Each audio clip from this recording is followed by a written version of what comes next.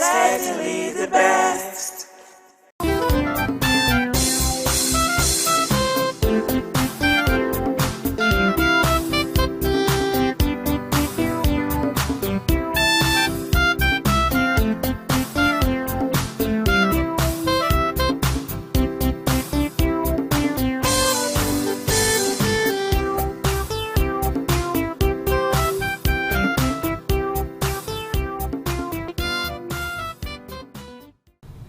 You're on to Independent Television, broadcasting live from Benin City. The program is Hitches and Voices, and Hitches and Voices comes to you courtesy of Network for the Advancement of People with Visible Disability, NAPVID.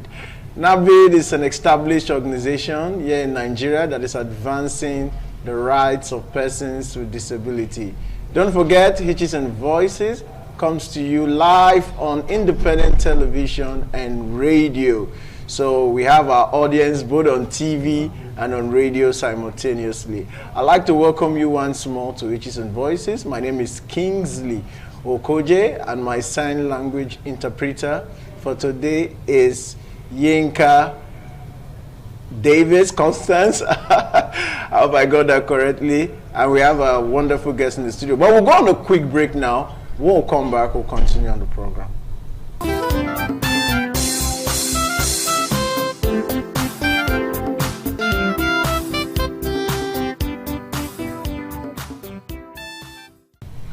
All right, welcome back. The program is still Hitches and Voices. If you've been following us on this program, we've focused our attention on beyond disability, contending with sexual and gender-based violence. Today, we will beam our searchlight on what does victim do when assault occurs, and who is best to talk about this than the center manager, Vivian Sachs, Dr. Faith Edebo. She's with us on the program today. Dr. Faith, welcome to Hitches and Voices. Thank you.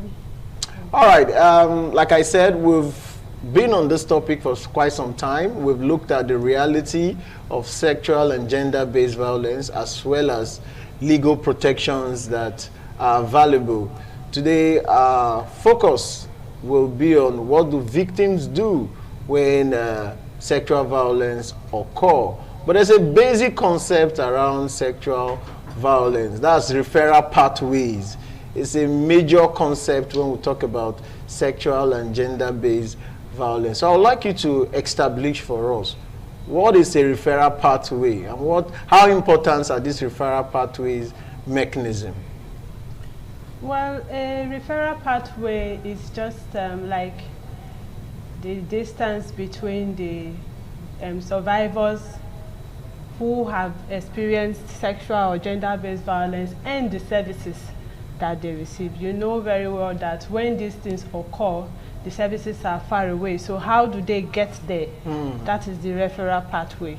And them getting there is very, very important, because it's from there they are going to get medical support, psychosocial support, legal services, interventions from the security agencies, and even justice. So getting the right way to the services is very, very important. So these services are central to how victims get their recovery. Exactly. All right. So let's go straight to the heart of the matter. So when sexual violence occurs, what is the first step a victim should take? And take us through that the entire process. Well, when a sexual violence occurs, it depends on the timing and exactly what has happened. Sometimes we have some sexual violence occurring at night, and sometimes it occurs during the day. But it is advisable that when it occurs, the survivor should find its way to either the police station or the hospital. If it's something that has occurred at night, they should ensure they incident the case at the station, and then from the station they can be referred to the hospital where they get the medical services. And good and very well, the Edo State government have established the Sexual Assault Referral Center, where all cases of sexual violence and domestic violence and other forms of gender violences are attended to. So occasionally, we have referrals from the hospitals and from the stations, from organizations and other agencies that are aware that such an establishment exists in the state. So the advice that we usually give is that when a sexual violence occurs, the survivor should not take his or her bath. I said his or her bath because we know gender-based violence is not just tagged to one sex. Yeah. It can happen to either Male a or male female. or a female. So wherever way that it happens, the person should not take his or her bath, because when this rule is adhered to and they make their way to the hospital or to the station, evidences are preserved. And then whatever sample that needs to be taken for DNA analysis, those things are actually preserved for justice's sake. So that is one very important aspect of it. Fantastic. But I would like to know, why are victims reluctant to speak up? Why? What's from your experience, why do people experience this assault and decide to just keep it to themselves? Well, there are a lot of reasons. First of all is the awareness of where to go to. It would interest you that the Vivian SAC have been existing since 2020, and a lot of persons are still not aware that there is such a center. That is one very important reason why they are not able to speak of the awareness. And again, they also think of financial constraints. They think of the distance, how they will transport themselves to where they need to get those services, and then that deterrence is there. Other things that would make them not speak out are stigmatization. You know, there is this fear that if I speak out, if I say this is what has happened, people will start pointing fingers at me. And that is something that is very common, and that is what we are actually speaking against: victimization, stigmatization. It is not the survivor that should be stigmatized. Instead, it's the perpetrator that should be stigmatized. It's not the survivor that should be stigmatized, but rather the perpetrators of this dastardly act that should be stigmatized. Fantastic. Exactly. But let's look at institutional collaboration. I mean, when these occur, victims definitely run to various support centers. That could be hospitals, police stations, SAC centers themselves. How important is collaboration? And when there are gaps, how does this affect the entire process? Well, collaboration is very, very important. You know, one establishment cannot handle it all. You know, when there are some services that are available in an organization or in an agency, and it's not available in others. So wherever the victims or the survivors come to first, they should ensure that they do what they can do at that particular establishment or agency and refer to where they can get other support. For example, if the survivor gets to a police station, definitely the police are going to do their investigations, but the medical support services cannot be given there. Even the legal support services can also not be given. So it is very important that they refer to where they can get medical checks. And then when they get to the hospital, of course at the hospital... So the police station makes the referral? It can go either way, yes. But at the SAC, we have all these things in one establishment. Okay. So we have the doctors and the nurses that attend to the medical aspect of it. We have the counselors and social workers that handle the psychosocial aspect of it. We have the investigation unit, which houses officers from the Nigerian Police Force and the Nigerian Civil Defense. So they are all there. And we also have a very good collaboration with the Ministry of Justice.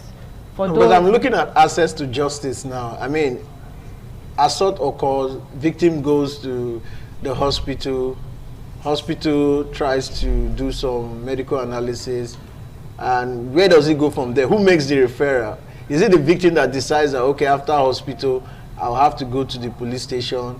Or how does this entire process work? Where does SAC come in this? You know, the survivors most times don't know what to do.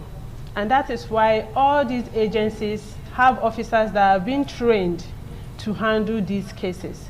So when the survivors come to that agency, they should deem it fit and should take it upon themselves to refer to the right places when the survivors do not know.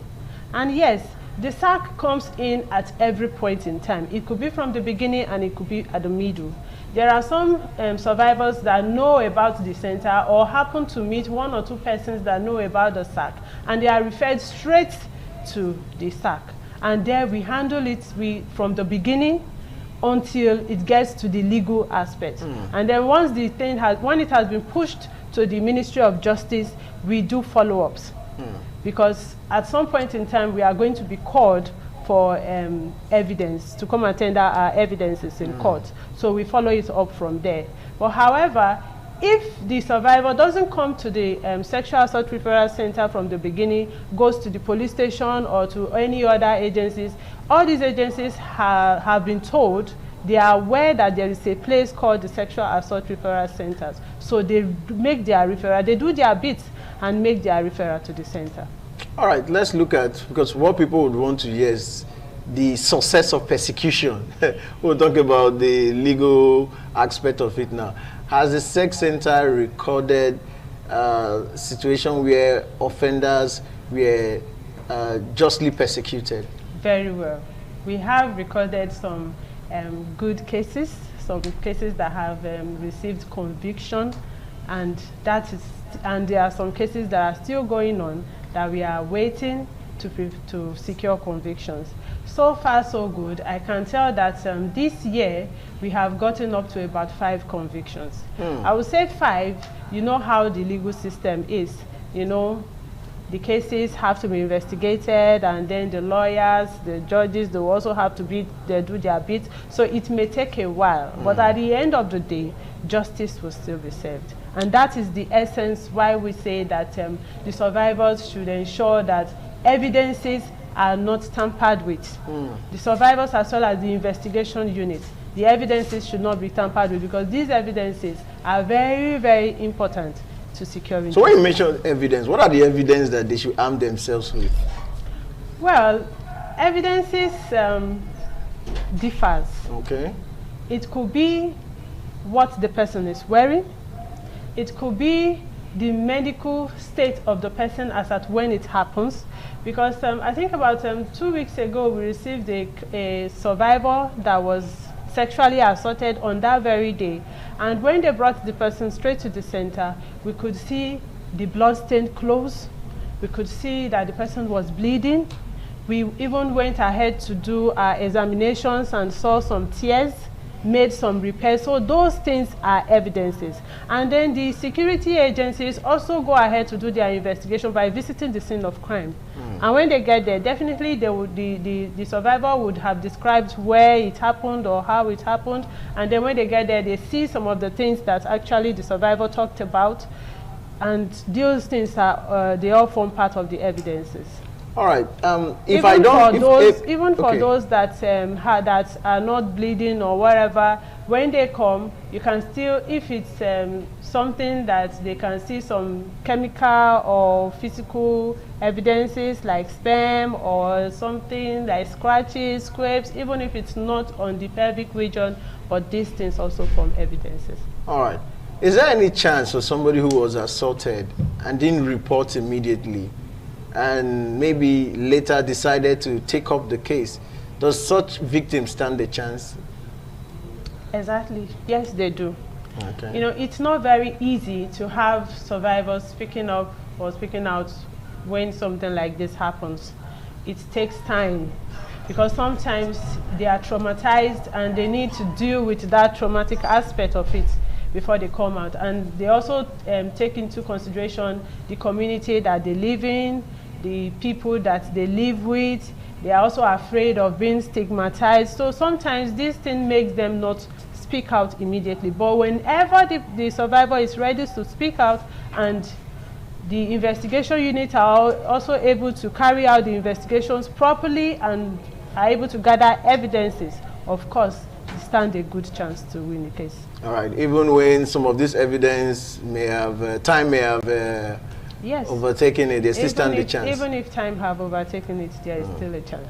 All right. Let's look at access and inclusion when it comes to persons with disability as far as the referral pathway is concerned. How accessible and inclusive is this for persons with disability when you look at the entire process? For example, support centers, are they easily accessible, or are they inclusive enough for persons with disability to go and report you know, their assault cases? Give us a picture when it comes to inclusion and accessibility for persons with disability. What's the way? Yes, we all know that gender-based violence is common with persons with disabilities. In short, it is 2 or 3 times more commoner with persons with disabilities, and for the vulnerable girls, it is even 10 times more. That is because, you know, the environment, the people, the perpetrators have already seen that these persons have disabilities, so they want to take advantage of them. And you know, there are different forms of disabilities. We could have the physical, the visual, the intellectual, and all of that. So many a times, them not coming up, we have cases of persons with disabilities, but you know, they always have caregivers. Speaking up amongst persons with disabilities has a lot to do with the caregivers, because many a times they are not able to come on their own, so they need somebody to bring them in. And for persons with disabilities, the abusers are not very far. It could either be in the neighborhood or even the caregivers themselves. So if you have a case of a caregiver being the one abusing the person, you know it will be very difficult for the person to come and access such support. And then if it's from the environment, there's still a little bit of reason why they will not want to come. First of all, they are not very sure if the services they are going to get is all inclusive. But I want to make it very direct and plain here that the Edo State government is aware that gender-based violence is commoner among persons with disability, and the center is all inclusive and accessible.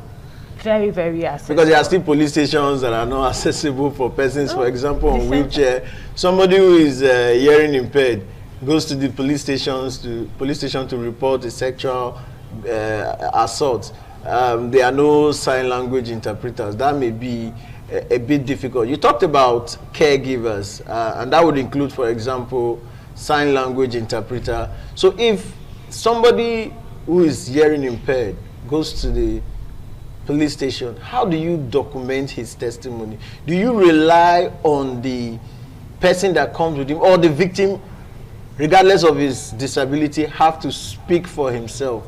Or the center get an independent person to interpret for those with a hearing impairment?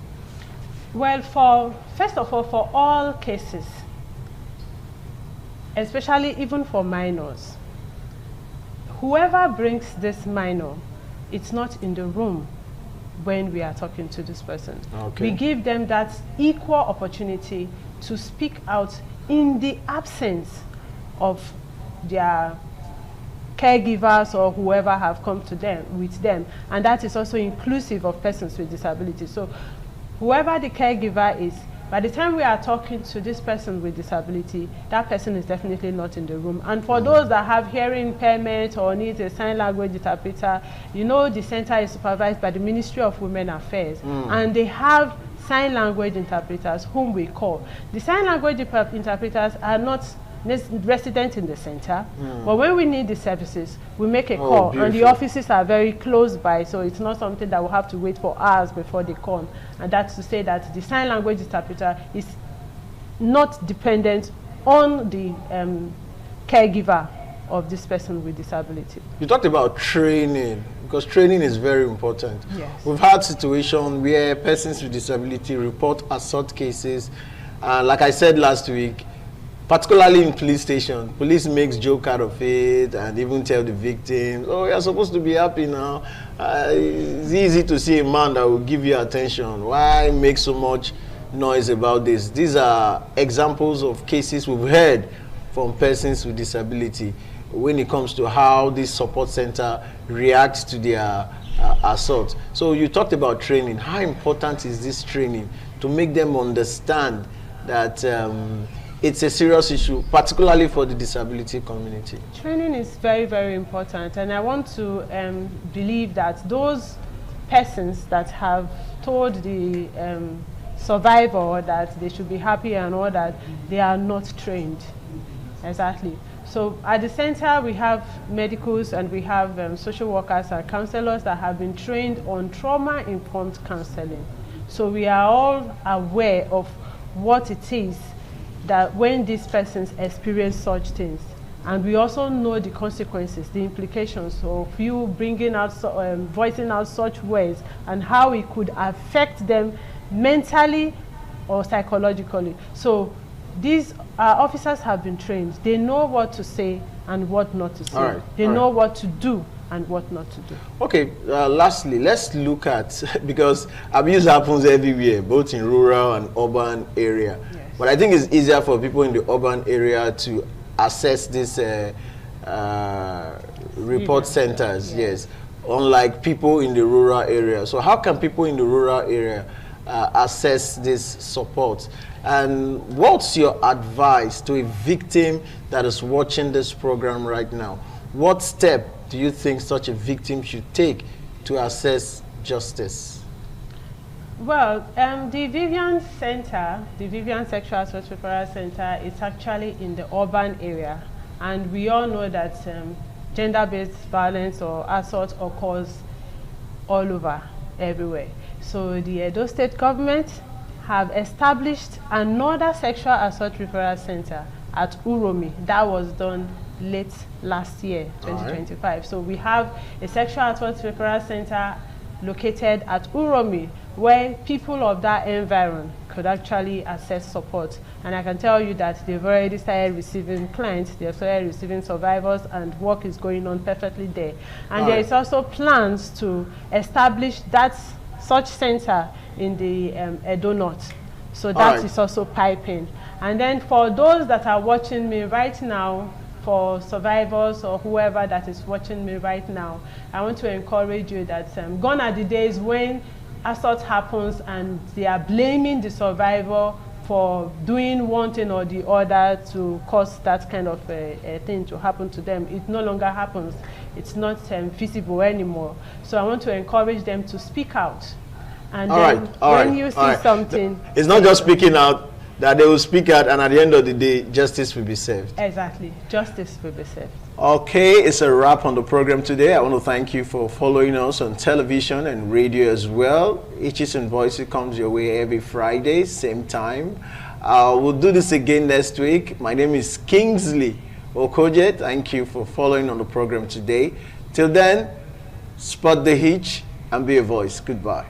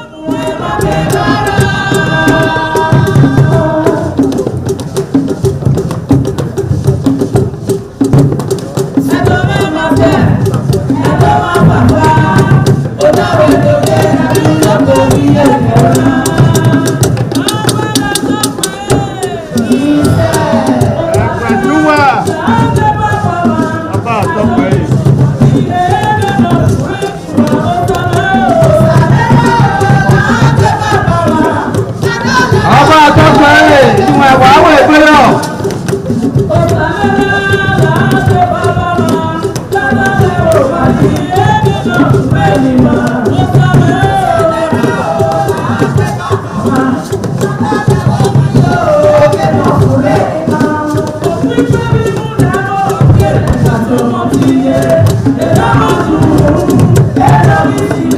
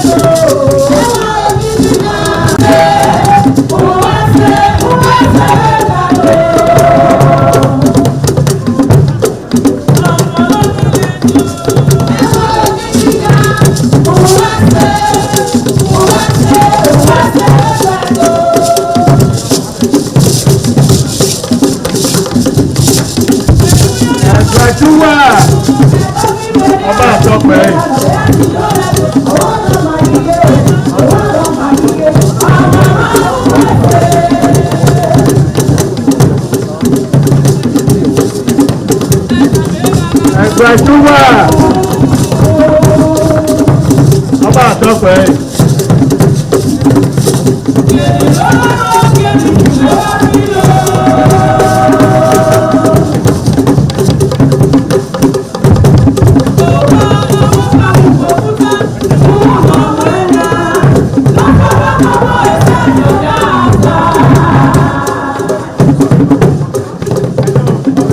Gbajúmọ̀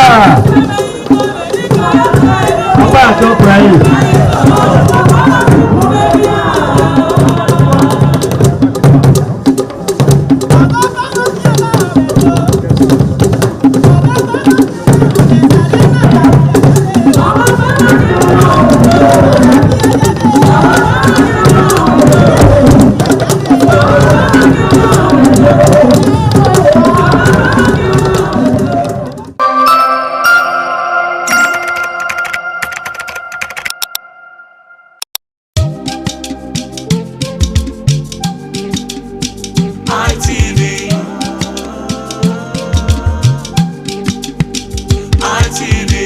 ITV, certainly the best. ITV, certainly the best.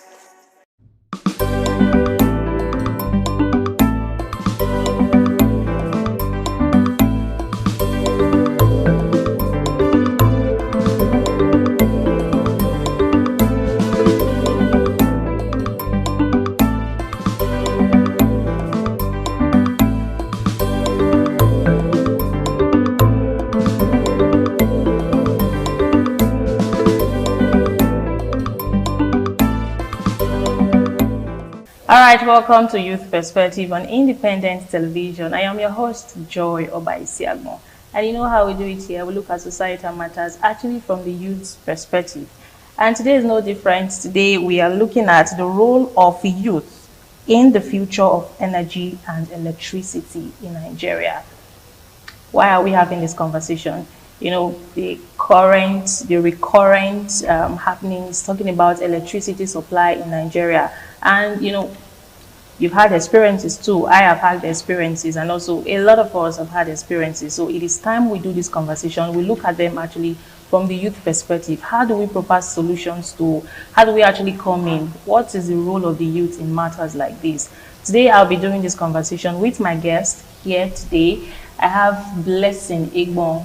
Thank you very much for joining me. Thank you. It's a pleasure being here. She is an environmentalist. She is also the Public Relations Officer 2 of the National Youth Council of Nigeria, Edo State Chapter.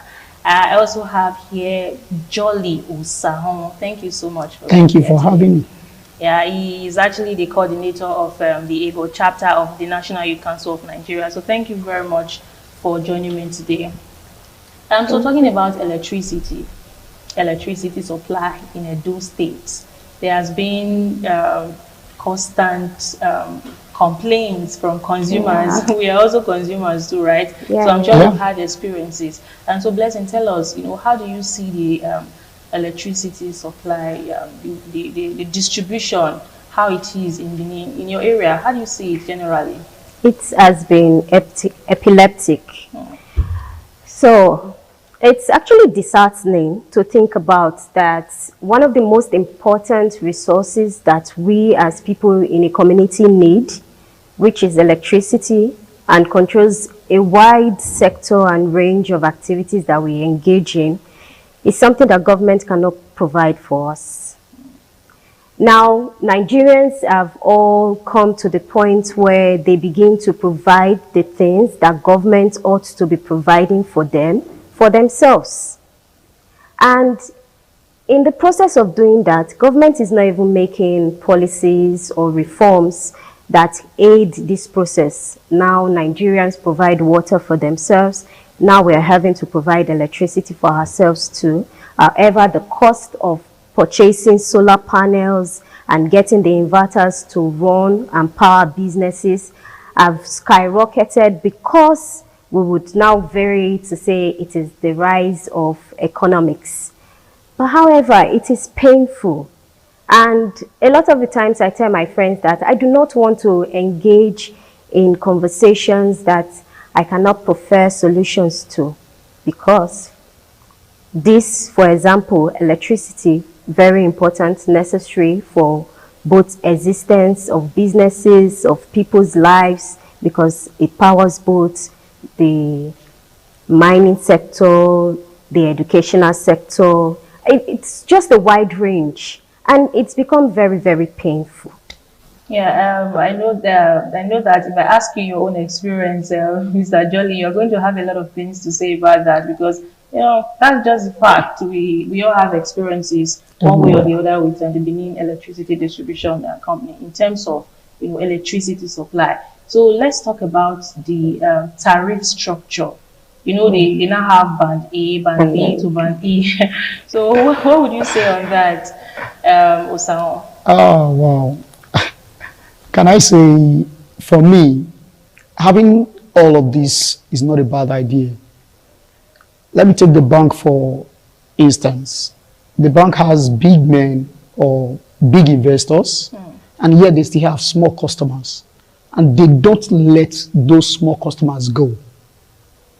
But today, what we are having when it comes to BEDC is something else.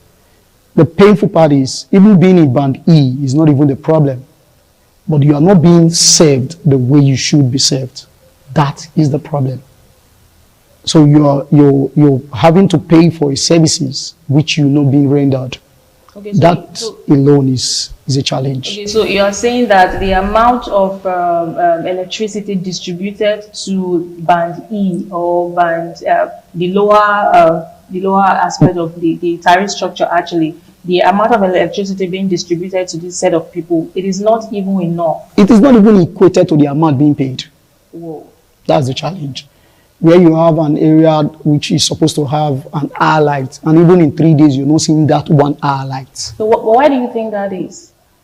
For me, I feel they've neglected what they need to do. There is need. It's not just a loan for the distribution. It cuts across both the supplies they have, because there's this low level of supply. So because of that, those that pay more tend to get the power more, forgetting that those who even pay little still need the power. They are all citizens of the same country, and it shouldn't be left behind. Okay, there should not be any form of segregation. Everybody should be made to enjoy it. But if band A is paying more, they should be getting more, right? But band A is getting 20 hours, while band E is supposed to even get 1 or 2 hours. And even in the 2 hours, they are not seeing it. Blessing, what would you say on that? Well, I think generally the tariff plans, like somebody mentioned to me, said is a way to steal. I don't know how true that is. I think we would need to verify and see if that's true. How do you mean it's a way to steal? That's what the person said. Like on a part of the transmission company. Okay. So now, well, they have stated categorically that it is a private business for them. So if that is how they've chosen to do their business, why would anyone say that is some kind of way to, Because now they've said that a certain band will get an amount of electricity for a period of time. However, they do not provide that electricity for that period of time. So if you say 20 hours, do they actually provide 20 hours? Accountability. They don't. So at that point, it's a shortage to the people who are in that line. And I think that, however, I still feel like it is something that we need to really research on to know whether or not this is true, that statement.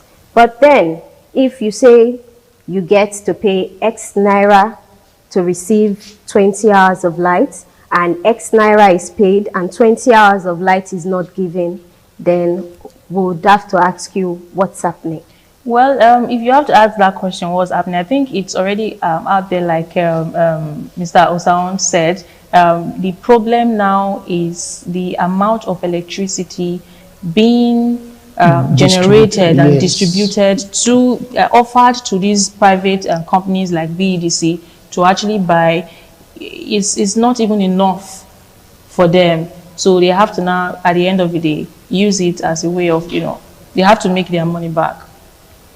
So as youth now, Osaon, how do you think we can actually come in to ensure that, this is a very huge shortfall, and the demand on electricity is something that will linger on. So there should be a solution. Yeah. And you can see all around that, a lot of persons are actually coming up, in terms of solar energy production and all of that. So let's actually talk deep into this.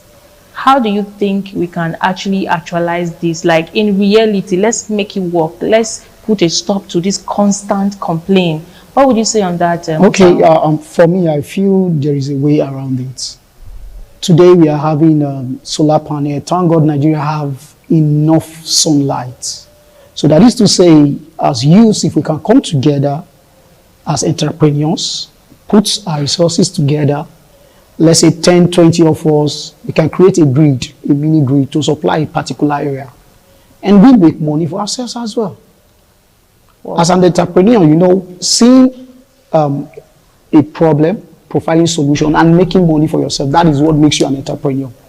So that is to say, if we as youth can come together, we can have a Nigeria that is having a light that shop don't need to close the night, because night is coming, because they will just have a constant and a consistent light.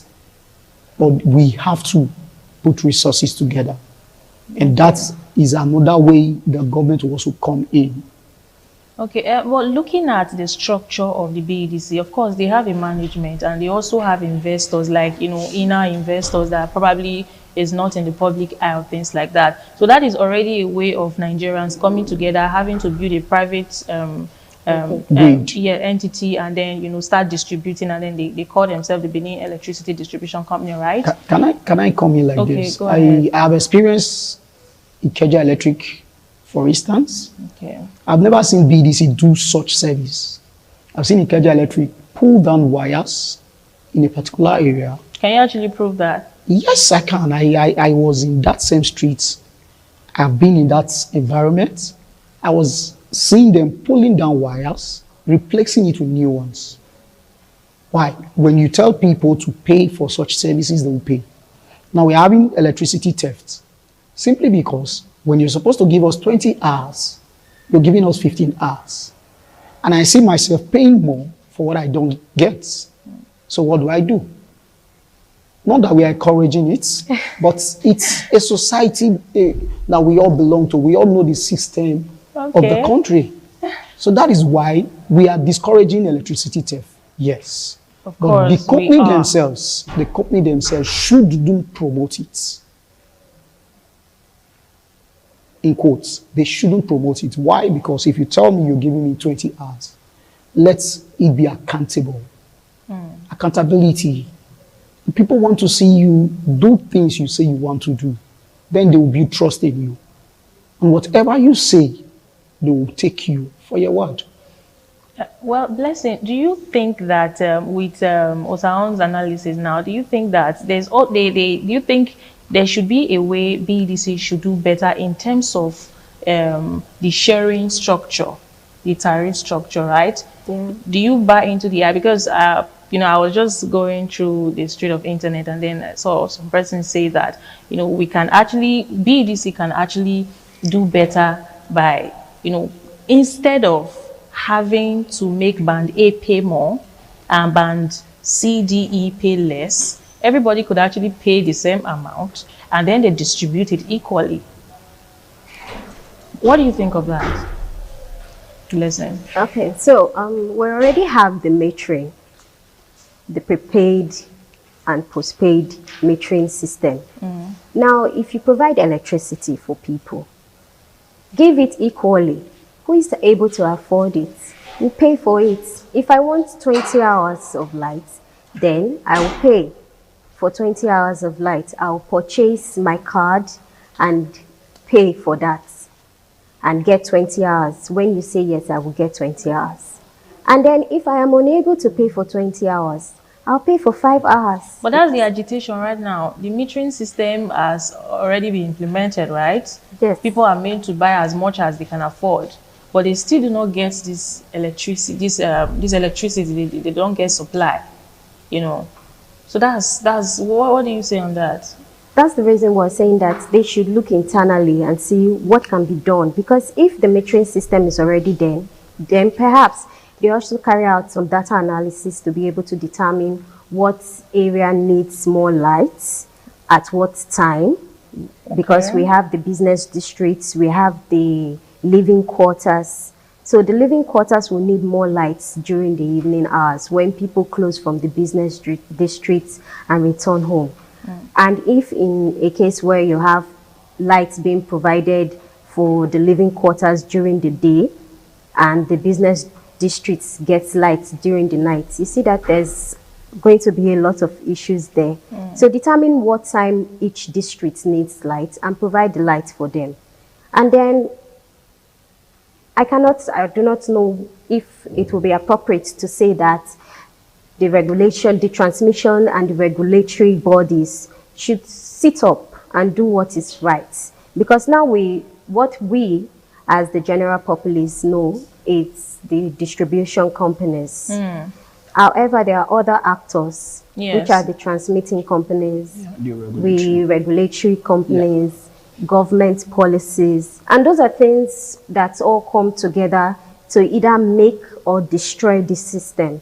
So we need to, as a people, as a government in this case, sit down and critically analyze the power situation of this country. It's time that we actually sat up. Obviously, they are not doing enough. No, they are not. So we're going to take a very short break, and then when we come back, we're going to continue the conversation.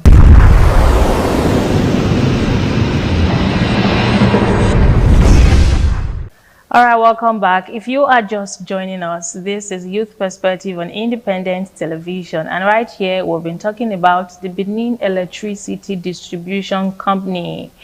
You know, how they've been supplying lights to the people of Edo State and how we, the youth, can, you know, see how we can provide solutions, because the tension is actually getting high by the day. And I've been doing this conversation with my guests here, so we're still pushing forward. Osao, you were going to speak more on the metering aspect of it. Okay, for the metering, I think there is more to do in that area with the BDC. I tell you the truth, if each and every house has a meter, when you supply, they should be able to have 20 hours, 10 hours, 5 hours, without you, the distribution company, having a fallout. How? If I recharge my meter for 1 hour, and at the end of the day, my 1 hour elapses, the light goes off. But doesn't mean you are responsible as the distribution company. I am responsible. If I am made to pay 20,000 and my 20,000 is worth it, I think I will pay. Look at it like this. I buy fuel for my generator to keep my lights on for 2 hours, and that may cost me like 10,000. And if I put the same 10,000 into the lights or the distribution company's lights, I can be able to have 5 hours, 6 hours. I think I should do that. I would prefer that than the fuel. So that alone will give them more money and give us more light, and everybody live at peace. But if you say that, the problem systems, they don't really have enough to give. So where do they get, like, according to what, if you follow up how they've been going about it, they have been saying that BEDC cannot give what they don't have. So if they have more, they will definitely distribute more, because they've already created a structure, the tariff structure, the band A and the others. So they understand that there are people that could pay less, and there are people that could pay more, right? Because they have to make money. So moving forward like this energy and electricity shortage, I know you've provided a solution saying that people can come together and have to, you know, do this thing together. But let's be more realistic to solve this problem currently at hand. How do you think the youth can support this company, because they're already there? Oh, well, for me, there are ways they can support. Since they don't have enough to supply, the youth can come up with something. I remember there is a community along Opa Ekenwa Road going to Iko. One time we did a documentary in that area, we found out that there is a way a guy lifted lights from the dam to his own house. And little did you know that some of the persons were tapping into that light and they all begin to have light in their community. Then it becomes a kind of low. When the government get to find out, they said, we will do more. We will invest in this place. Finally, they didn't it. That's the problem. So now this youth has come together, bring an idea to supply themselves light. The little you could do is make policies that will help them get a better light and supply even the entire area. And the government will no longer bother themselves having to tell the BDC to supply light in that region. So the youths there came up with something. Now, like my colleague said, policies.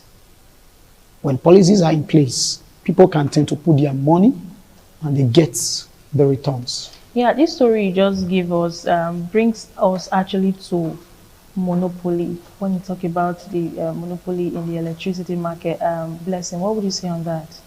You think there is actually monopoly, or you think, you know, the market is open, anybody can actually come in? It depends on how transparent governments will be about the issue of light.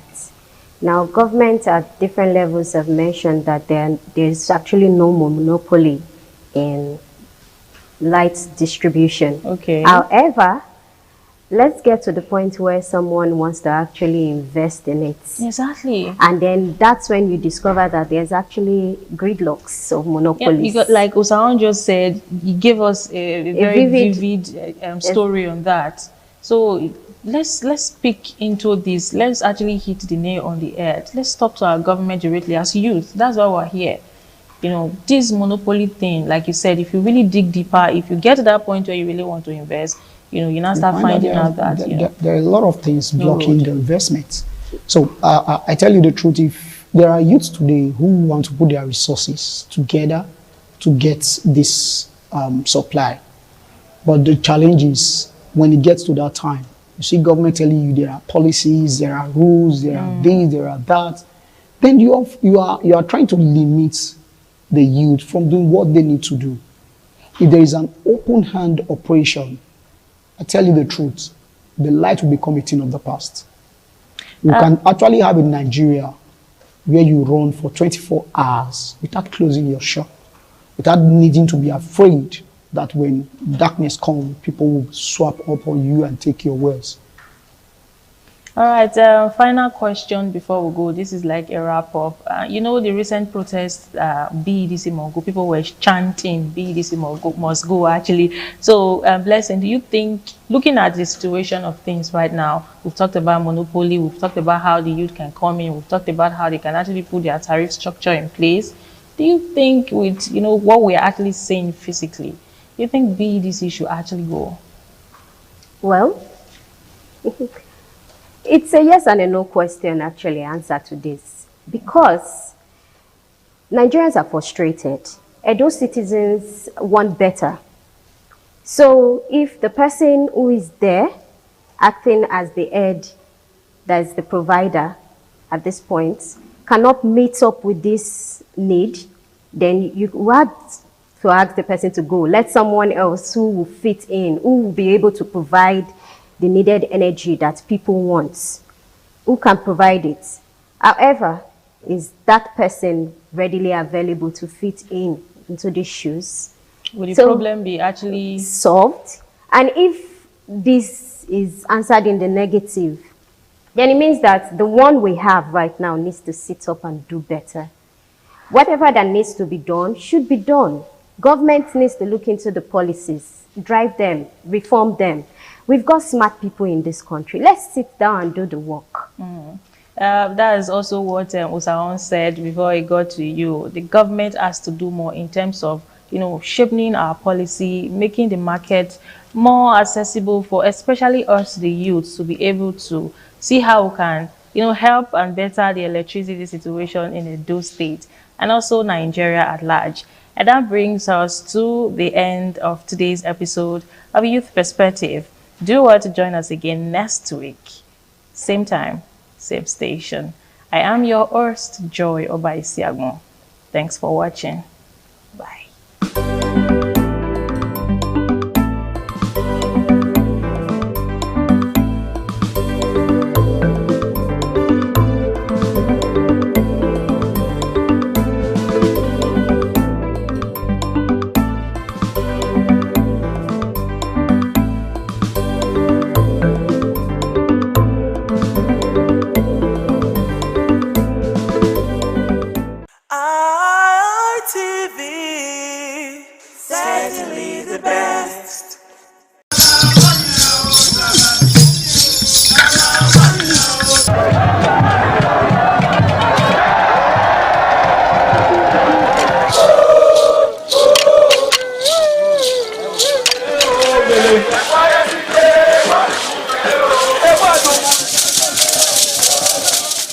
some days, there comes the Ugemobo Festival, which the Oba celebrates outside the palace gate. A pavilion is built of red cloth where rites are performed to drive away all evil spirits still unsatisfied by the year's sacrifices. The Emobo Festival is to commemorate an event in Benin history which dates back to 1504 AD.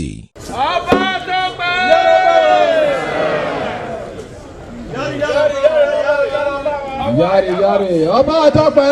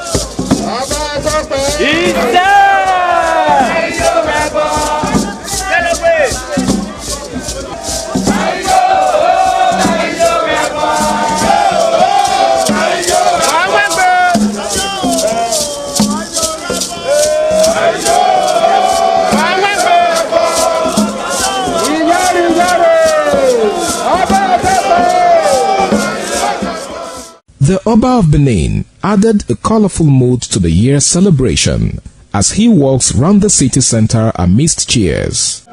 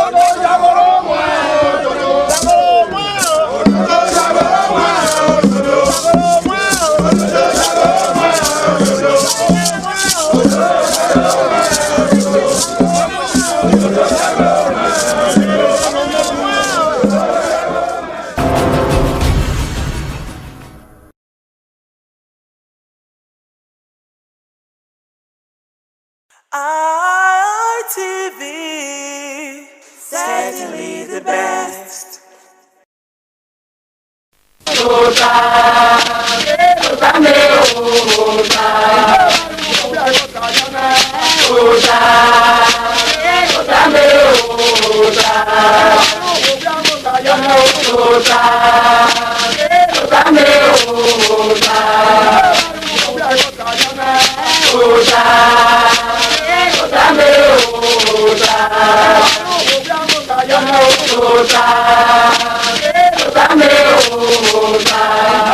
Waya bota now.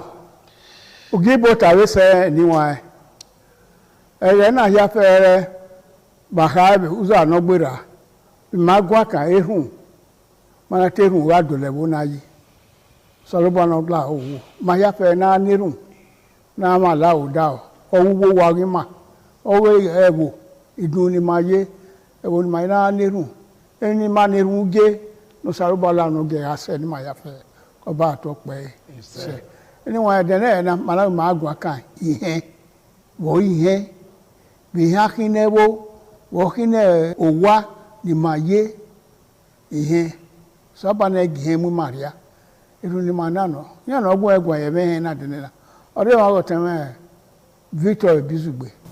ẹ̀dẹ̀nẹ́wó wà dẹ̀nẹ́wó sọ̀mù wàyà bí tó tọ̀ àfikà pẹ́tù rẹ̀ wà níwà gbé ọkùtò níwà dàn hẹ́ ẹ̀rìn àkàgbọ̀n àhúndàná tẹ́rẹ̀ mọ́ wẹ́rẹ́ àwọn ẹ̀rọ ló yá àárọ̀ èmi ló yá lòdẹ́ ọba àtọ́pẹ́ yìí. Iṣẹ́ ọ̀rẹ́ wa ọ̀tẹ̀ pásítọ̀ ọ̀hún lámúrè. Ìwé ẹ̀dùnọ́gùn mi wà bí nìyẹn ká yìí fún ibùsọ̀ ọba gọ̀ọ́yà rọ̀ wà bí dàn yìí ọ̀sà ọba ẹ̀gì màmí òkú yẹn rè gbé o ọba àtọ́pẹ́ yìí. Iṣẹ́ ìyẹn mẹ́ ọ̀sà ọba sẹ́yìn jẹ́ inú yẹn o lórí ẹ̀dọ́ba yọ̀ọ́kọ́ ọ̀rẹ́ ẹ̀dọ́ yà fẹ́ ẹ̀ náà bẹ̀ ọ̀ká ẹ̀gbọ́n ilé ọ̀ yà fẹ́ mẹ́rẹ́gì òtú wáyà sábàánà ọ̀nà mọ́kù yẹn rìnrìn ẹ̀dọ́ yà fẹ́ ọba àtọ́pẹ́ ẹ̀tọ́ nìkan ìhẹ́n ìrìnàkín ìmọ̀ ẹ̀ ó ní èbòtẹ̀ kọ́s ẹ̀ ma ẹ̀ nà tiẹ̀ n'obi ọ̀ma ẹ̀ nà tiẹ̀ n'ẹ̀wọ̀ ẹ̀ nà gúvẹ́ ẹ̀ nà tamọ̀ yà tiẹ̀ yọ gbẹ̀lùwẹ̀ náà ẹ̀ wọ̀ wẹ̀mí ni wọ̀ náà wà yà tiẹ̀ yọ ìhẹ́n ni ọ̀rìà ni. Ihe dọ̀lẹ̀ mi yìí yìí ṣùgbọ́n àwọn ewé kìnìyàn náà dọ̀lẹ̀ mi yìí nùdá wọ ẹ̀mú ihe yìí mi ní ọmọ ayé yòbọ̀ kàn án ọ̀hún ajọ́ ọmọ ayéra ọ̀hún ajọ́ ọmọ amú ẹ ọdọ̀lẹ̀ yìí wọ́n yé rè kàkàbọ̀ kìnìyàn náà dọ̀lẹ̀ mi yìí nìyí wọ ẹ̀yà rí ẹ ẹ̀nì náà nyá ẹ̀ mọ́ra rí wọn ẹ̀ ihe ni ọgbọ̀n wa ni níwọ̀n ọ̀tẹ̀wọ̀n Victor Ebizugbe ihe wọ́n yé ẹ̀ ẹ̀nà ọ̀ma nọ̀ra na tie yẹ wo nọra. Ihe na tie yẹ wo ugbe enwere n'eban nawe ihe agbada na mo neva no ora egbe obo na o egbe obo no pa so pa ihe no mo ye gbe vio ihe keke be bo opa yan hin ti aju fi kian ebi ga sunu ma uti hen yo waru da egu ti hen ye mi no mi ya rie mi we emi ni obo mo abe ero emi na ogwe o kaka boy bo dai ihe o wa nwe na obun ma mi we ewo no ma he emi na ye no de o ma na dagme do won no roto temi na ati he yo o gwa ma na he o na ye no uligi aro to tonu na ati he yo ewo na ayeke ihe awe muladia we e won na we na we na ga hie na ga hiu si na ga temu ni giro to to ason ya yaro avan yaro o do wo bi ama se ti awe amu yo ma be obo ati he yo e ba ni he na so agbo ma dole ni iyi so pon awon no we na ga gien agi vio èmi ni weru ne abebi kunuru were ugo re no usie gburu wa ayamu here okeki oho ema ihe ni are ologo owo awo bi oyi ni aye temtem ni awulo popo hu ni ihe na tie ne hin awo no ya ra na ya kokin ani ogbin ane osi oba to pe ise ma yibu wedi Otewe pastor. Ihe mewe zebe omusaloboa. Ebi no movement we ya gwani ihe no na te Bible. Ihe no so ero gbesonia a record a view gunda dia be we e Bible wa fe ohun e fe ba pe ya gi ogbeso. Muda edigun opa we e Bible. Ihe no e Bible no otewe domono wa talk me edono pe wo wọ́n tàgé magwa kana no da yi mana o yi ihe kewe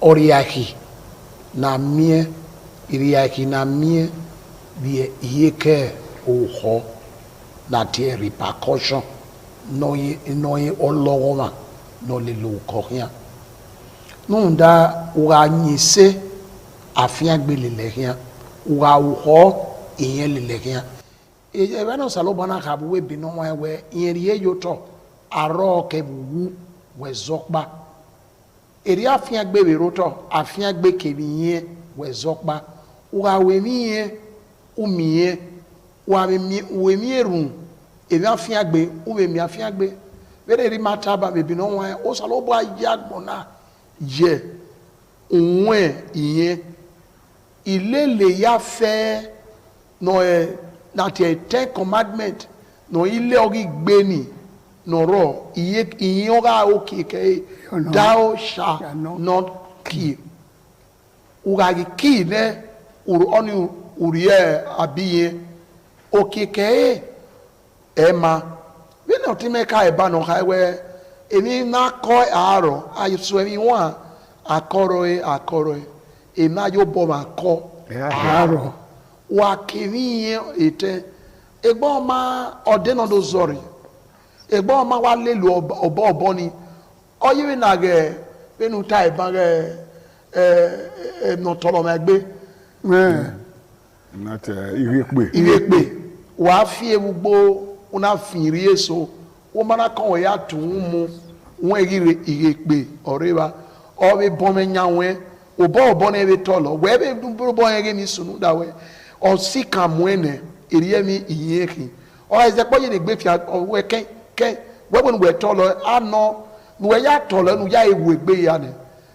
inwinare ne egbe ya tolo wa ne o wa ni ye ma eveil e ameve la ko wa we ye ga so agripa aso be na igepe ya ba e ya gon sama ya egbe ne eriemi iyeki we ga we ne ni o se ti ga ri eniyan emo okeke ema nu da iye tosio makoto iye oyo ma mita iye ogbo ma di neyimi iye osio logo ma yo ma egbe lopa emi opa no gire egbi yen e ma ni bunro emi we lagbera ni o ba ege mi yen no unda so opa je mi fe newe ewe urawe urai uriene ewona urawe uriene be no be aye we be no wa egene ke na gbotion ebe ye na bom egboa ona wo mo pa ma de yin unda era ro wa yero wa ye gi kia o salo wo do no dege ni ro pa ma ri egbe la na ona tie ege eke o gi gba wo do ona we ha ona wo ye no sa oba tie we ona we bo ni akinu wo we mi ya ona wo ton wo no pe na tie ebe o wo yo maka gba o ebe yo maka beri e o boje o e dado o kin o ge iyen ne ogbugbo yin ebe you know also one away ya boy ka be lodo pa ona we wa we ma me ni we ona wo ma iye we ni ka ma na we iye enu baba iye de nu aduza ona we esagion tun enu to mi ovie buye ga de ne ona we gin ta ma ona we ebe wa kiyan ona we nda ebe akporu edi lo wa ona we iye ro e dagbon ne no ri mi o kan afiru gbegbo kiyan awa uwe lama wa ma be lawo wa usa me no ma nwo ma be nwa me no ko bo were ona ti ra de ne aba we gbe mi ade ke to afie de na na unda ori yen ne usa no go do ati yen wa gbo ma u ya ri azigo u gbe emufua o u gbe emufieze o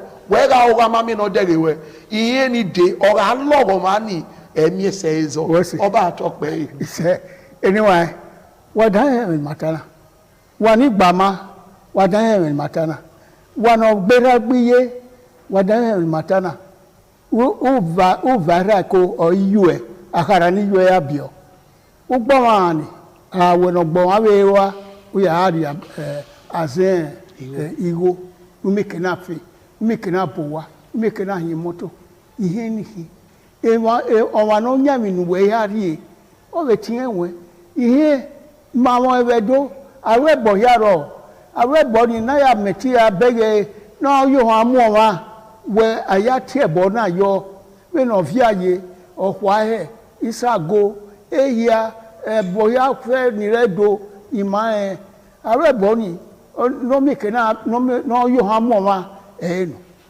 so kwa no wo ko we nu mana se da ya awebo una tie keka tiye ni oso wa ni gbe ihe ni oso wa ni ose gbe ihe omo wiria ihe owa egene de ben mawe una gbuhun ogede mu yoto o ze ka yebe omunya ekeni ni weze yo ni ihe no owa we na se wona mo ogede ni ihe ni gbe okike pe ke wu so pa na ye na ihe ile loweke oweke aru ihe no o even weta una tie no wa na wo ko dawe ihe ni o le le se kinori ase ihe ni wa ima ho na mi ngbeso we e ma ni gba ori ma ni age tie ni ma wa mi na ye na ni ya zere we when oba ma ye ni awe ejon we awe awo kagele ta yin abi he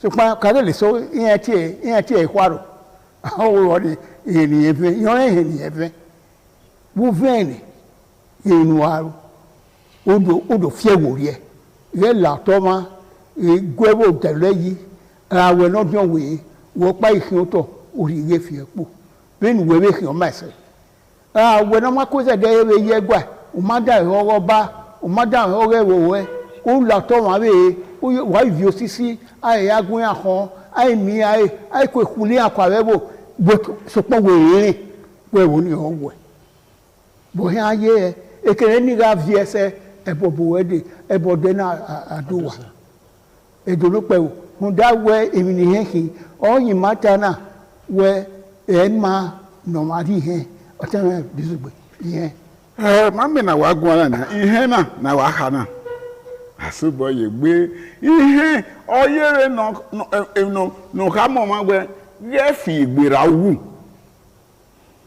nebuche SSS o da we yinu we hu da e ma so wa re wo o wi atuba gbebo mu eyeliwe ni ari uto ya atubero wa mu ogbe ori ewa o ga kian so pon be ni amana ra we ya amana adu oyi hu da we etigu we ara mewe ya ma we ropo na gbin abere o gbe na ba ya ogi asin de mi he ya sin ka ni gbin yen ya ti hen mara gele we wi na ni mari o ya yi na o ya ti hen yo mami ihe ona be mu eyo we negi o ma we eri gbera ekenu pe ise o to na we 50 by 100 we wo pa wa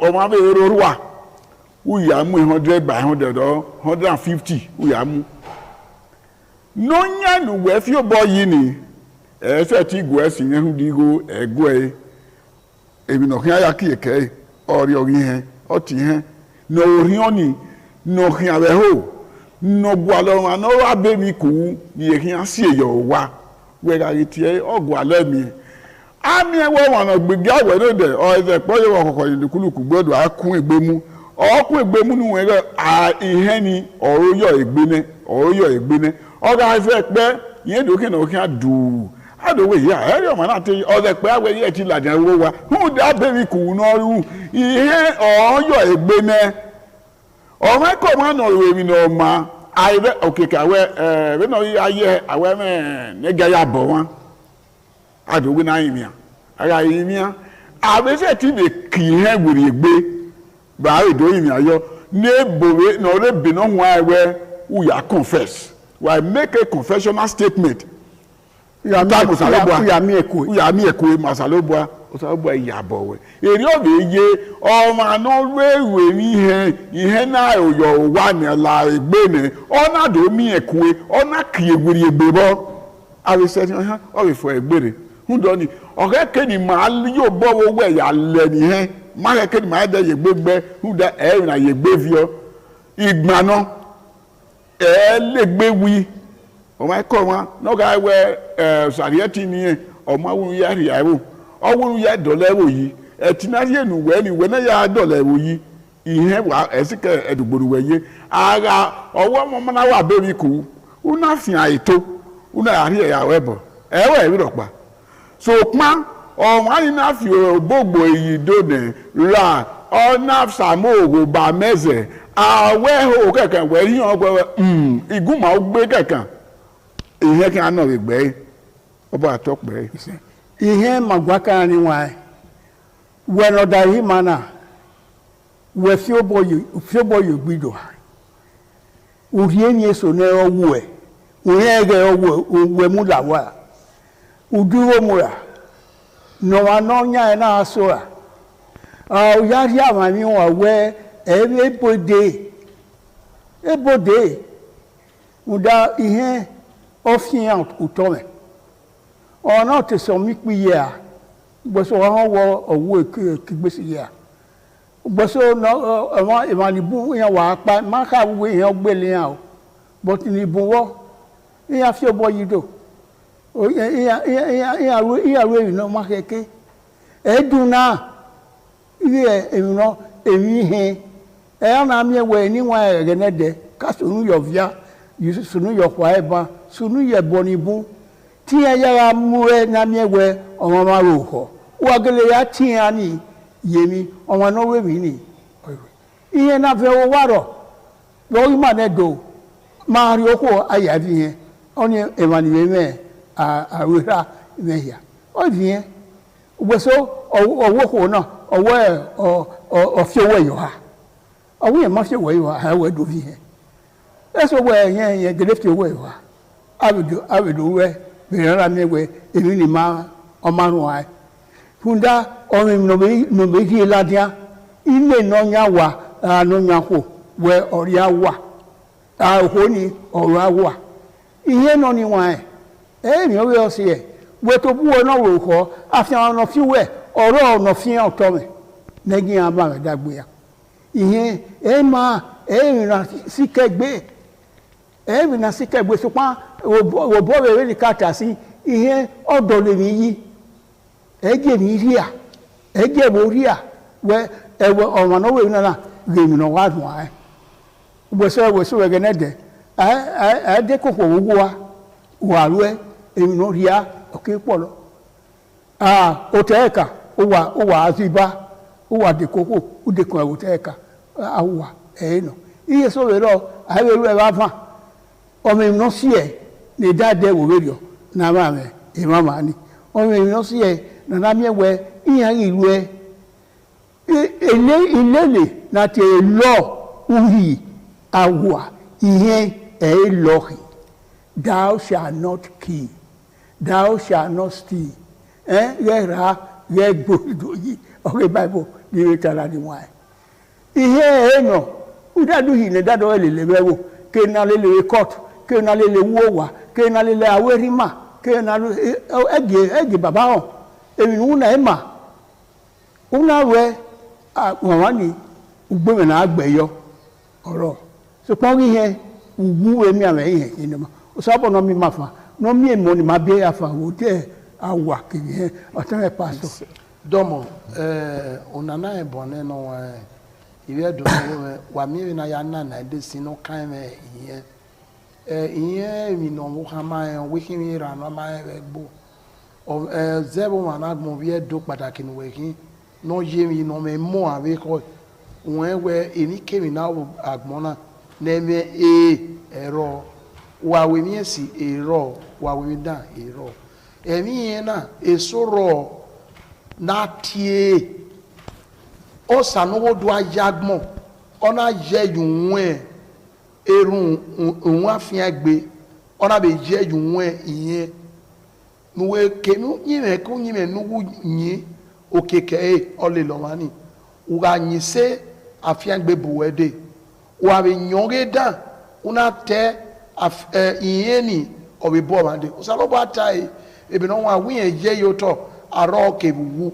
owezokpa yemeji yoto afiangbe kebiye wezokpa nunda emi no ma ko oro iye soro na tie no ma wawe esoro na ya bo agbon to agbon oro ugawe uyegbe vio eso yiye ya boebo beneri mata eba aimogo wegbo aiwogo beze aiwogo gaba bi yeso iye no eme soro na mego akwon awona ya gwa luto ara iwe na weto we mi ye ugbeso ko fi owe yoa awe owe mi ye ibi ehun mi a odo ehun mi nda oleba ene odo wo ya we mi agwa na ni iye olawa ni ado awon mi wewewe ama iwe ri omo wa de fe dokma emi wa sunu emi yon lawa atae yo to ni aya rile owani aya rile eboni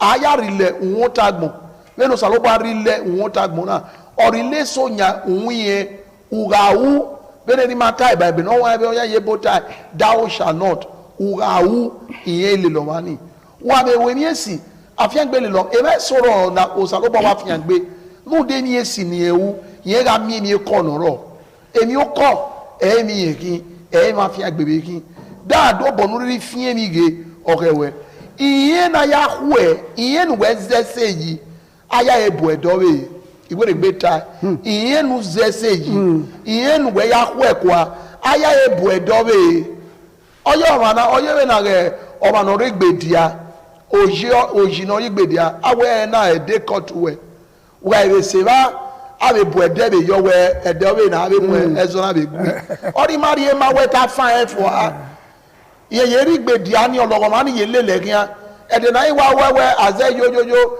ejoji kaiwe ofo kwaya gbewa ede de agi mi won se na la ona zobo bi miye nunda okeke oho ema wese anyway na zobo bi koko oho ma edoro pe wa mi eni ni buro ni he si yebo ologo wa ni he si yebo obo sense wa ki ma zobo wo na mi we ihe osaba no eje mu eworia awano rebo uyinaji ya se gbabe ave politician ni se boyo oteso gebo iya ori we ni hese eminu we inu awuna won le lo je nu na tala won mu we iye ke aya re ma we nu wa re ma o sabaroju wa ya ma supa ai we lo de mata o ligi no rona emi orusin na ye na ni bana wala gbogbo le mana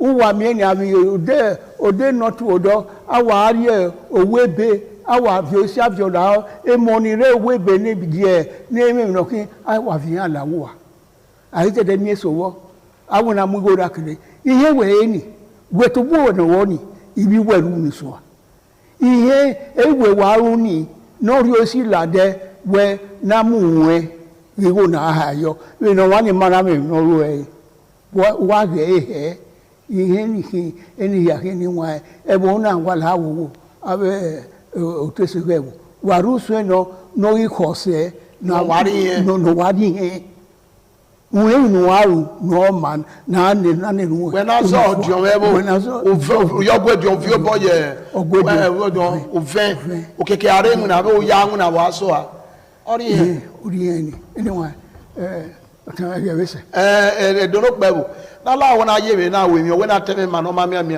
ori o ebuku na la wo re iye ma be gbe o se mi ame osuwu osu ipapa osu ologo ma yo wa na la na yo bi ma si emi ni bi ibi o ha dori oja ebu keke oba atope ise atame ihe mi no ma ye gbe de gbe owe unu na ya ti he reye unu na ya ti mi ame eti enu na ti yari ba hu do ni ikepa na yin opa yin ku wa gi ma le ni he hu da were igban re bo ki le gbe wi o no re gbe mi ni ne o ga we o ga ko kieke o se ti yari ni ebe de na akwe afi were no ro yari yin opa egwa de ma gba egeto ko etwe wa ya ni be na me ho na etwe are evoni re ekabeto etwe ma ni be igosa o top pe me anyone me twe agbonya fe keniri ye kovia keniri yo kori on wo de ke ya fe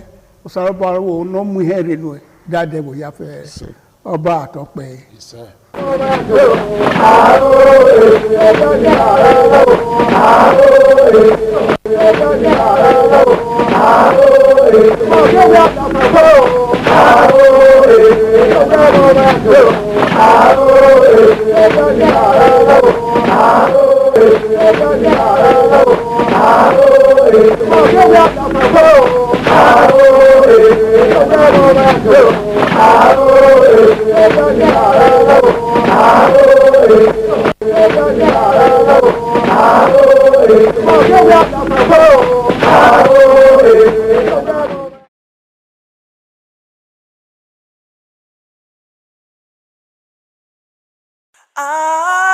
ITV, certainly the best.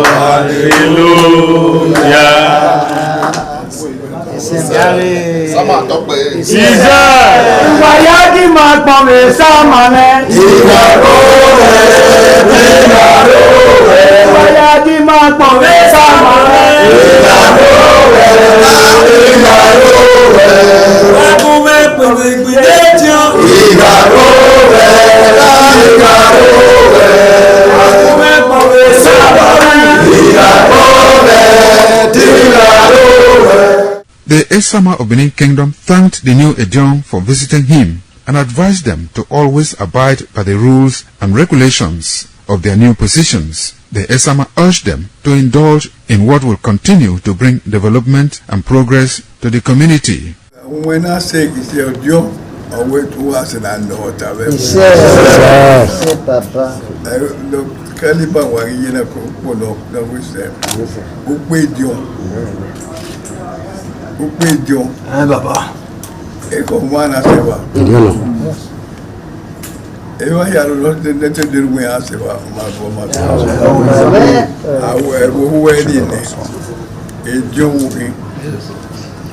But ejo na we. Ejo na polo pe. Ejo na mlu ya ko an wa yo da. Ba we ko ba. Ojo we. Ka je ni na ya de ko yi. Why we are there when I'm not massive look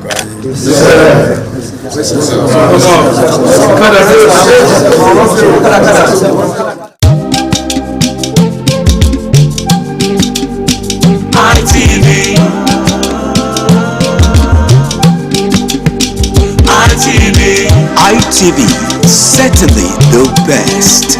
ITV, certainly the best.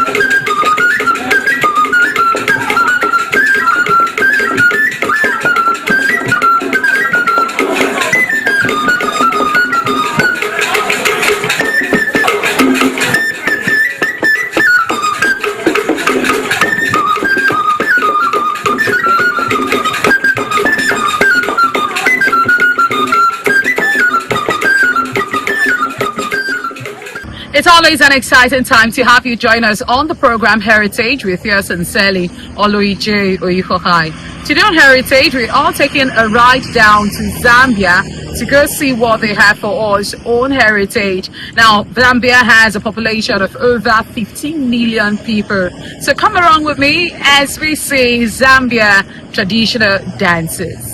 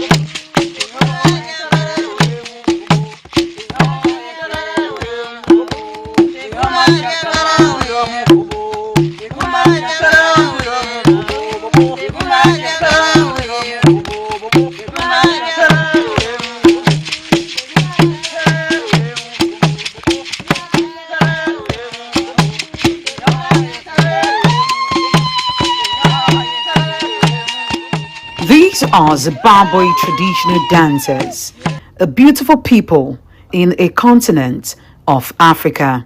Its capital city is Harare, and their main languages are Shona, spoken by over 79% of the population, and the Ndebele, spoken by roughly 20%. English is the country lingua franca, used in government and business.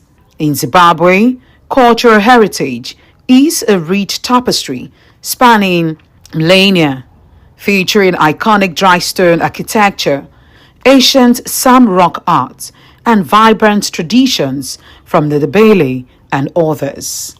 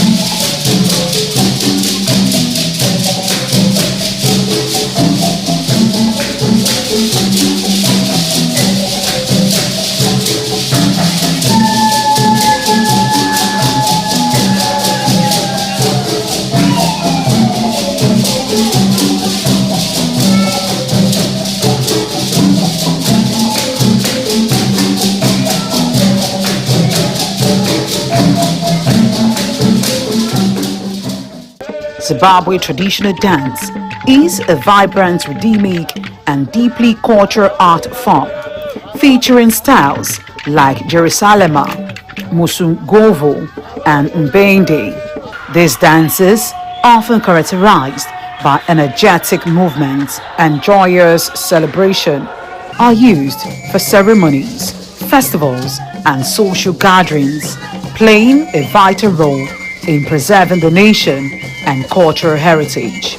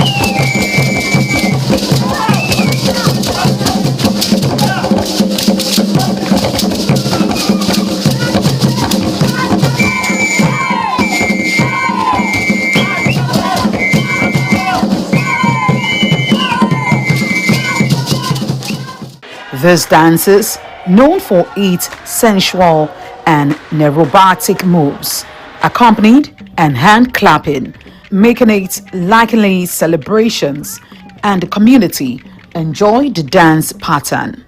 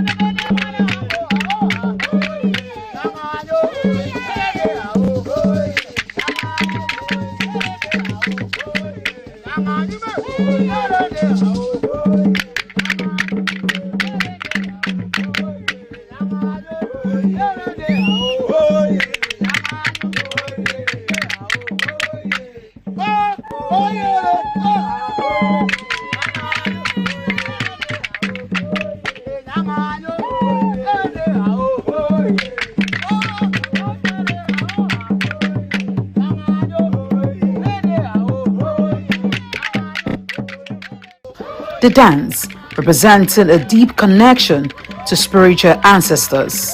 The dance is highly energetic, used to celebrate special events and occasion, is rooted in Zimbabwe community. These dances are performed during weddings, welcoming visitors, rituals, and national events to foster a sense of celebration.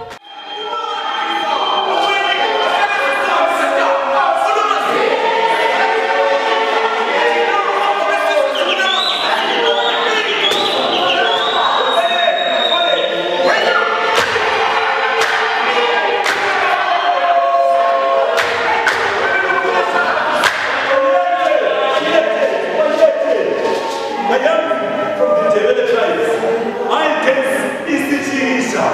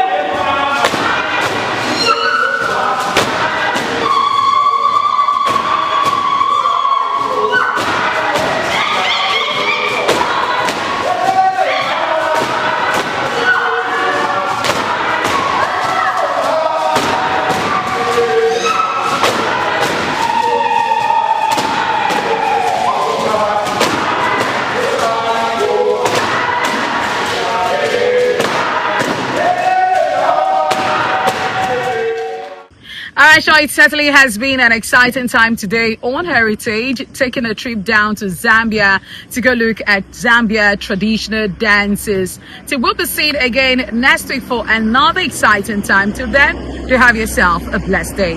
Bye for now.